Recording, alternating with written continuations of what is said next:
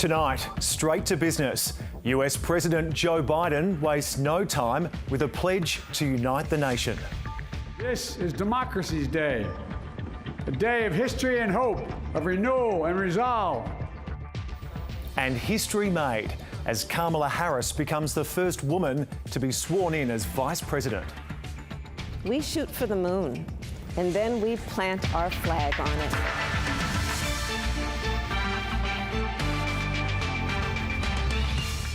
Also tonight, a man shot dead by police after a carjacking east of Melbourne. And the unemployment rate falls in Victoria as thousands get back to work.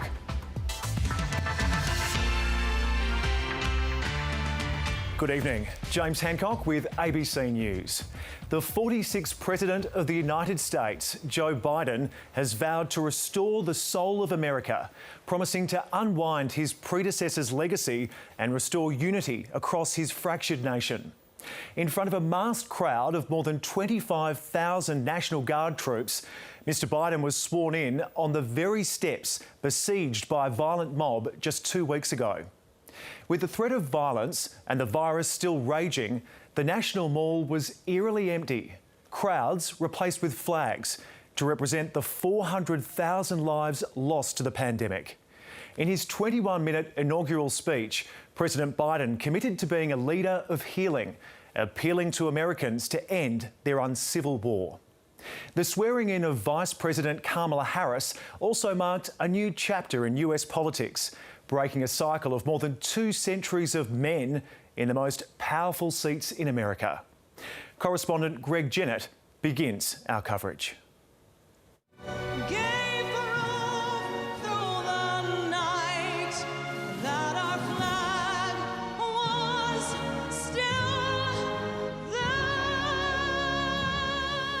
Gallantly streaming still. The capital's ramparts, overrun only days ago, I, Joseph Robinette Biden Jr., do solemnly swear, stood preserved, protected and defended, the stage for a new presidency. so help me God. Congratulations, Mr. President. The invited applauded because no one else could. The virus forced people to be banished from a flag-filled mall. A joyous tear and a hug, then first shots in his promised fight for the soul of the nation. This is America's day. This is Democracy's Day, a day of history and hope, of renewal and resolve. Democracy is fragile. And at this hour, my friends, democracy has prevailed. In each of these moments, enough of us have come together to carry all of us forward. And we can do that now. In the presence of presidents from both sides, he sought an armistice on ugly politics. We must end this uncivil war. We will get through this together. Wars end with reparations. There was no mention of the man who wasn't there, but Trump-era techniques have been taken captive, never to be released. Recent weeks and months have taught us a painful lesson. There is truth and there are lies. I will always level with you. I, Kamala Davy Harris, solemnly swear. Accompanied by the first and most powerful woman in presidential history, inspired by the polished words of a younger one. We've braved the belly of the beast. We've learned that quiet isn't always peace. American aspiration is what drove the women of this nation throughout history to demand equal rights. The first and second couples were gifted mementos just captured and the flags that had fluttered aloft. Now, Joe Biden's march began via Arlington to honour fallen warriors. Then time for reflection was over. A home office awaited on Pennsylvania Avenue, and the resident president was in a hurry to get there. Part poetry, a little prayer, and all patriotism, but without the people to watch where they normally would here on the Mall. A new presidency seeks salvation for a troubled country. Joe Biden's defined his project in epic terms to write an American story that tells future generations. This one rose to answer the call of history. It'll be quite some tale to tell, especially considering the state of the nation on day one. Greg Jennett, ABC News, Washington. With a stroke of a pen, Joe Biden's already started dismantling Donald Trump's legacy, overturning decisions on climate, Muslim arrivals and the pandemic. As for the former president, he might be out of office, but he's not out of trouble, with his impeachment trial set to begin within days. From Washington, Matthew Doran reports. One last shot from the outgoing president. The Trump snub of the Biden inauguration wasn't entirely surprising, given the former president still hasn't conceded defeat. I can tell you that from the bottom of my heart. This has been an incredible 4 years. But the fact he organised a farewell parade was viewed by many as one last attack on the decency expected from the occupants of the Oval Office and their entourage. We have worked hard. We've left it all, as the athletes would say, we've left it all in the field. That might be the 45th president's view, but his successor believes the Trump legacy is severely deficient. And I thought with the state of the nation today, is no time to waste. Joe Biden signing 17 executive orders hours after moving into 1600 Pennsylvania Avenue. Among them, rejoining the Paris Climate Agreement, mandating mask wearing to combat the COVID-19 crisis, and halting further construction of Donald Trump's centrepiece policy, the border wall with Mexico. The new president also drawing a line in the sand on staff behaviour, which he argued had suffered under the previous administration. If you're ever working with me and I hear you treat another colleague with disrespect, talk down to someone, I promise you I will fire you on the spot. Some of the US's allies are looking forward to a partnership on a more even keel.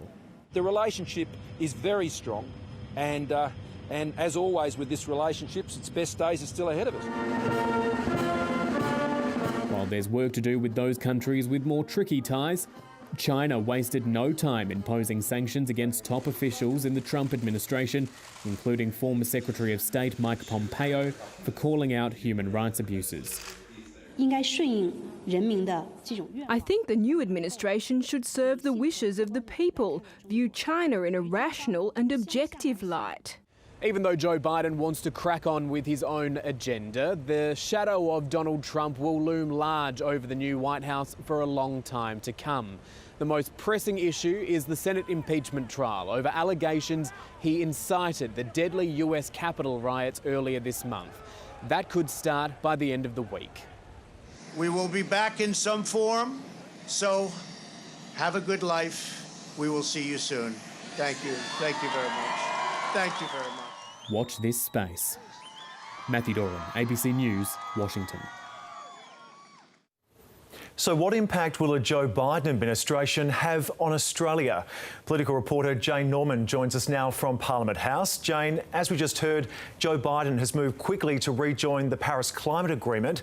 Could this influence Australia's policies? Well, James, President Biden has made it clear he is very serious about tackling climate change, and he believes other world leaders should do the same. So this is an issue that Scott Morrison won't be able to avoid.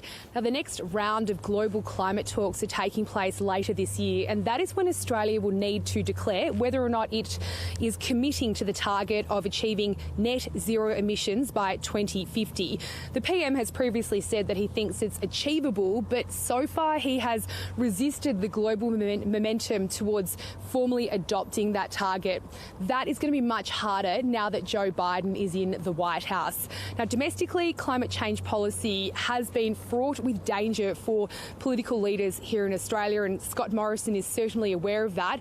But equally, if he doesn't budge, he risks really becoming an outlier among allies and potentially causing an early sticking point with the Biden administration. And Jane, how much change can we expect when it comes to the alliance and America's approach to the region? Well, for all the chaos of the Trump years, the US-Australia alliance remains really strong. Australia is hoping that Biden will bring some predictability and a return really to regular diplomatic relations. When it comes to China, though, you can probably expect more continuity than change. Trump's approach of confronting Beijing was largely welcomed both in Washington and here in Australia. What was not so welcome was his America First approach, decisions that effectively withdrew economically from the Indo-Pacific region by tearing up regional trade deals, by withdrawing from big global organisations like the WHO. He effectively created a vacuum that Beijing then filled. So with Biden in the White House, the expectation is that America will rejoin those big institutions and potentially even carve out some areas of compromise with China. And that is where Australia is expecting to play a part. The administration is sending some early signals, really, that it wants to work much more closely and cooperatively with its allies in the region when it comes to countering China's rise and China's expansionism, James. Jane Norman reporting there from Canberra. And still to come this hour, former FBI Director James Comey on the departure of the president who fired him. I think a trial in the United States Senate to hold Donald Trump accountable for his incitement of the attack on our democracy on the Capitol is an important thing. We need Donald Trump out of our lives, out of our heads, out of our spotlight, with a stamp on him that he crossed a line that no Americans could tolerate the crossing of. Plus, can Joe Biden fulfil his promise to unite America? That's coming up. A Latrobe Valley man has been shot dead by police after allegedly stealing a car at knife point and leading officers on a lengthy chase through South and West Gippsland. After crashing the car, police say an officer shot the man twice when he refused to drop a knife. Danny Morgan has more. A fatal ending to a dramatic car chase that finished on the outskirts of Druin. Unfortunately, the efforts of the police and the ambulance were unsuccessful and the male is deceased. Police say it all started about 7:30 this morning at a car park in Merboon North, when a 31-year-old man used a knife to threaten another man before stealing his car. There are various reports of the car driving erratically through the Latrobe Valley. It's alleged the man first drove northeast along the Streslecki Highway to Morwell before travelling through Traralgon and Churchill. He then drove along the Princes Freeway towards Melbourne and was first sighted by police between Moe and Warragul. The chase continued all the way to Druin, where he left the freeway and moments later crashed into a roadside barrier. Police confronted the male who exited the car with the edged weapon, refused demands to put the weapon down, advanced on police. 2 shots were fired. The man had been surrounded by 4 officers, a sergeant and 3 senior constables. Police won't say which officer fired the fatal shots, but believe it all happened quickly. It was fairly instantaneous. The exact timeline, that'll form part of the investigation. But I've spoken with all the 4 officers who were present, and they're all extremely shaken. You know, no one goes to work and thinks that they're going to have to be placed in that position.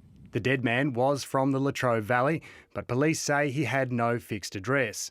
The man he's alleged to have threatened in Merboon North was uninjured. Certainly a terrifying experience in a quiet part of South Gippsland. Police are appealing for anyone who saw the carjacking or the chase to come forward. Danny Morgan, ABC News, Druin. More refugees have today been released from a makeshift detention camp in a Melbourne hotel. Home Affairs Minister Peter Dutton says it was cheaper than paying for their accommodation while their legal battle to stay in the country continues. But a handful of men have been left behind in the hotel with no obvious reason for the longer stay. A surprise bus ride to a long-awaited bridging visa. The 20 refugees released today have been given no explanation for the sudden decision to let them out.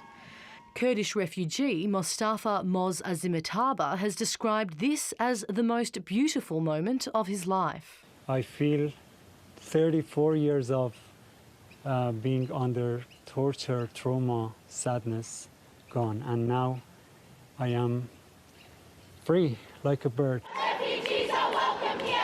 Activists and supporters have been fighting for their release from a makeshift detention centre in inner-city Melbourne.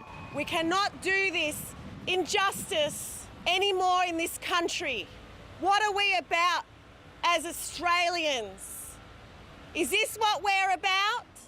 The refugees were transported to Australia under the contentious Medivac law, which was in effect from March to December 2019. Many have spent more than 12 months locked in their hotel rooms for 23 hours a day. Today, the Home Affairs Minister offered an explanation. It's cheaper for people to be in the community than it is to be at a hotel or for us to be paying for them to be in detention. And if they're demonstrated not to be a threat, or that's the assessment that's been made by the experts. While questions remain about the timing of the refugees being released, there are even more questions for the 14 men stuck in this hotel about why they've been left behind. It's leaving some feeling increasingly desperate. How long I'm still here? Everyone go in the community. I'm still here at the detention center. What I did? Why did torturing me still here? I'm without crime. There are also still 100 refugees in detention in Brisbane. Activists say they want the government to be more transparent about their future. Zala Charismal, ABC News, Melbourne. Almost 90% of Australian jobs lost to the pandemic have been recovered. The latest figures show 50,000 Australians started work in December. And despite our extended lockdown, Victoria's employment rate actually went up by nearly 0.5%. Rachel Papazzoni reports. Mitch Crawford is one of the 900,000 people who lost their job in the first 3 months of the pandemic. It's pretty stressful, as you can imagine. You just assume that you'll never have a job and you're never going to get back, and you end up on the streets. But the 29-year-old secured a job in Melbourne late last year and is currently being trained by his new employer. There's a lot of relief, as you can imagine, to sort of get back into it. That relief is slowly becoming more widespread. All states but South Australia saw their unemployment rates fall in December, taking the national unemployment rate to 6.6%. The resilience of the Australian economy, but in particular, the Australian employers and the businesses out there should never be underestimated. The vast majority of job losses were recovered in about 7 months, but restoring the final 10% won't be as easy. If you still have some businesses that can't operate at 100% capacity, I think it will be difficult to get your staff levels back to 100% capacity as well. Recent jobs recovery has been significant, but it's not been like for like. In 2020, the number of full-time jobs fell. Part-time roles increased. And despite December's jobs growth, 1.5 million people, like Karen Perkins, are on unemployment benefits. In 2 months, the government's JobKeeper and the increased job seeker payments will be wound back, which will see people like Karen struggle. I'm going to have to go back to buying food when they have specials, when they mark them down just a day or two before they go off. The unemployment rate remains 1.5% higher than what it was this time a year ago, and economists predict it'll be years before it's back down near 5% again. The Reserve Bank warns that slow recovery means wages will be subdued for years to come. Rachel Papazzoni, ABC News. Prime Minister Scott Morrison has called on Cricket Australia to reverse a decision to drop references to Australia Day in Big Bash promotional material on the 26th of January. But a Cricket Australia board member says the organisation is comfortable with the move. Big Bash cricketers have welcomed the plan, saying they hope it will promote discussion about equality. Australia Day is out. Welcome to Country's barefoot circles and Indigenous kits this long weekend are in. Some of the injustices in society these days aren't right, and the more we can educate and learn about it, the better. But the Prime Minister has taken exception to Cricket Australia's plan to abandon the term Australia Day in Big Bash promotions this weekend. Look, I think Australian cricket fans would like to see Cricket Australia focus a lot more on cricket and a lot less on politics. People say don't bring sport into politics, but seriously, sport has been involved in politics since year dot, hasn't it, on a variety of different fronts. So, look, it is. I think sport is a wonderful vehicle for social change. Scott Morrison described the push as pretty ordinary and urged CA to listen to any backlash from fans opposed to the decision and reverse it. But CA is holding its ground. Cricket Australia is very, very comfortable with where we're at. The Perth Scorchers are one of the teams this weekend who will wear an Indigenous kit and stage a welcome to country. It's come from a cricket decision space. Be more than happy to have a chat with the Prime Minister about this more, just so that he can sort of see where we're coming from. It's not the first time Mr Morrison has attempted to intervene in moves made by sporting codes. Last year, he successfully lobbied the National Rugby League to backflip on a decision not to play the national anthem during the State of Origin series. Tom Wildey, ABC News. To finance now, the local share market had a strong rise today after the US share market had one of its biggest inauguration day rises in history. Here's Alan Kohler. The S&P 500 jumped 1.4% and Nasdaq 2%, with tech stocks leading the way as usual, especially Netflix, which reported that it now has 200 million subscribers, 37 million more than a year ago, thanks to the pandemic. That 1.4% rise by the S&P 500 was the biggest inauguration day gain since Ronald Reagan was sworn in for a second term in March 1985.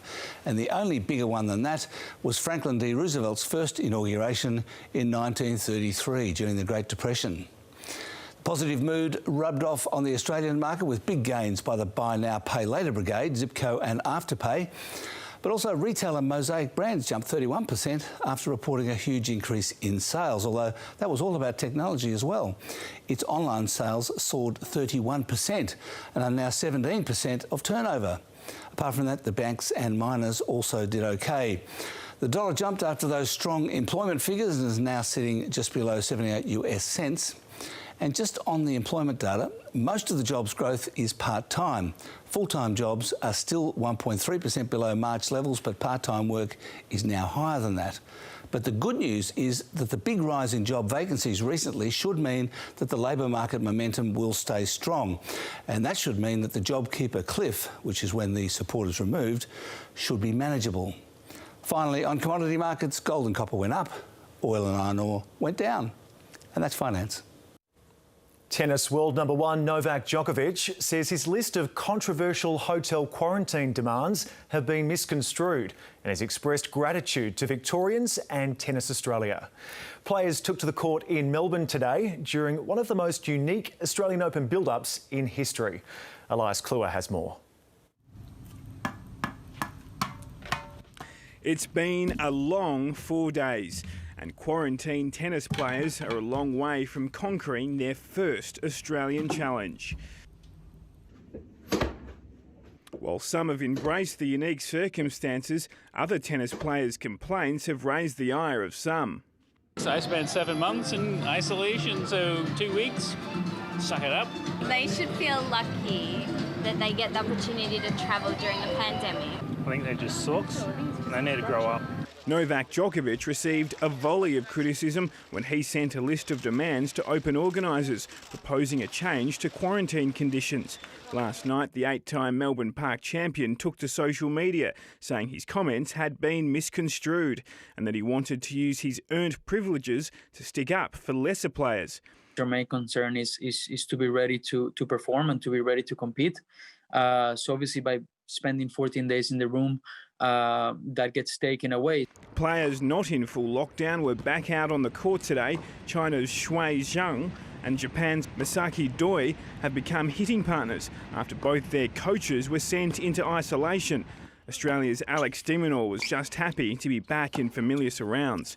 Meanwhile, the Victorian Premier apologised to residents living near a tennis quarantine hotel who say they found used PPE on their doorstep. I understand that there was a delay in a scheduled PPE pickup, so that the garbage truck basically had turned up late. But quarantine officials contradicted that today and said they'd review exactly what happened. There'll be more back and forth before the Open gets underway in February. Elias Kluwer, ABC News, Melbourne. 10 years ago today, a professional gambler threw open the doors of an institution that would turn Tasmania from a tourism backwater into one of Australia's trendiest states. After Victoria, of course. David Walsh's Museum of Old and New Art has attracted visitors, including celebrities of the highest profile from all over the world. Mona has been credited not only with turning Tasmania's fortunes around, but with changing the way museums around the world operate. When the Museum of Old and New Art opened 10 years ago, Australians weren't sure what to expect. A subterranean private collection devoted to sex and death, Mona was described by its founder, David Walsh, as a subversive adult Disneyland. In a decade, it's turned Tasmania's reputation around. Tasmania's image was something of a bogan destination. For mainlanders in 2011, Tasmania could seem an unsophisticated destination for cheap holidays, bushwalking and caravanning. It's difficult to attribute it all to the Mona effect, but since 2012 there's been a steady and significant rise in visitors to the state, contributing to a turnaround in Tasmania's economy. I think it can be said without a shadow of a doubt that Mona has played an important role in the nearly 50% increase in the number of visitors coming to Tasmania since it opened. More cultural tourists means greater demand for quality restaurants and bars. 5 years pre-Mona, it was fun, but it was not like it is now at all. With free admission for Tasmanians and old and new art sitting side by side, Mona is unashamedly accessible, even though the art might not be to everyone's taste. It's not a highbrow place that makes people feel uncomfortable. Mona's direction has influenced other Australian museums. It's allowed them to be a bit more risky. Mona's two festivals are also major tourist drawcards. Despite several controversies over the years, they've been embraced by locals and governments. We just noticed that during that dark mofo time, there's so many people walking around and just trying to get last-minute bookings, and it's crazy. David Walsh was one of the first to call off a major event because of the pandemic, cancelling the 2020 Dark Mofo Festival. With borders closed, the museum was eerily quiet, and Tasmanians got a taste of life without tourists. Even with the plane loads of visitors, Mona runs at a loss. David Walsh has shown a commitment to art and culture, and he's put his money where his mouth is. He's shown it's a long-term thing. It's not just a millionaire's fad. Not one to stand still, David Walsh's long-term plans include a major hotel and high rollers casino. Ellen Coulter, ABC News. Now let's check the weather. First to the overnight temperatures. It was coldest in South Gippsland, dropping to 4 at Wonthaggi, but it wasn't much warmer over at Warrnambool, down to 6. During the day, we enjoyed mostly sunny conditions across Victoria. The highest temperatures were up in the state's northwest, climbing into the high 30s. In Melbourne, I hope you got to enjoy some of the sunshine, taking the right precautions, of course. It got down to 13 degrees early this morning before stopping in the 30s late this afternoon, although it was much cooler on the Surf Coast. Looking elsewhere, plenty of sunshine today for Adelaide and Perth, partly cloudy in Hobart. A high pressure system will stay over the Tasman Sea in the coming days as heat builds across the state, pushing up the fire risk. A trough from inland Australia to central Victoria will move to the far northeast of the state on Friday as another high develops south of the Bight. And with the burst of hot weather, our skies will stay dry for a little bit at least. Interstate tomorrow, partly cloudy for Brisbane and a possible shower in Sydney. Mostly clear tonight across the state, patchy early fog and cloud in the southwest, otherwise mostly sunny and mild to warm in the south, hot and sunny in the north, 38 at Wangaratta.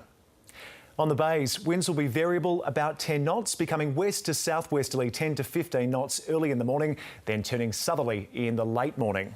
There's a strong wind warning tomorrow for the central Gippsland coast and the east Gippsland coast. Taking a look at Melbourne, mostly sunny conditions are on the way, a high of 26 degrees, but as you can see, it's going to be warmer north of the city, a warning that the fire danger is high. 26 after an overnight low of 17. The sun will be up at 20 past 6 and the UV index is expected to reach extreme. And summer has properly arrived with a 3-day heatwave forecast over the long weekend. Saturday, partly cloudy and 27. Sunday, mostly sunny, 32. Monday, it's very hot, 41 degrees and mostly sunny before a cool change in the afternoon. There's a chance of showers in the evening. Tuesday, a shower or two and 23. And at this stage, Wednesday is looking partly cloudy and 26. And on Thursday, we can expect a possible shower. And that's ABC News Victoria. 7:30 is up next with Laura Tingle. A very good night.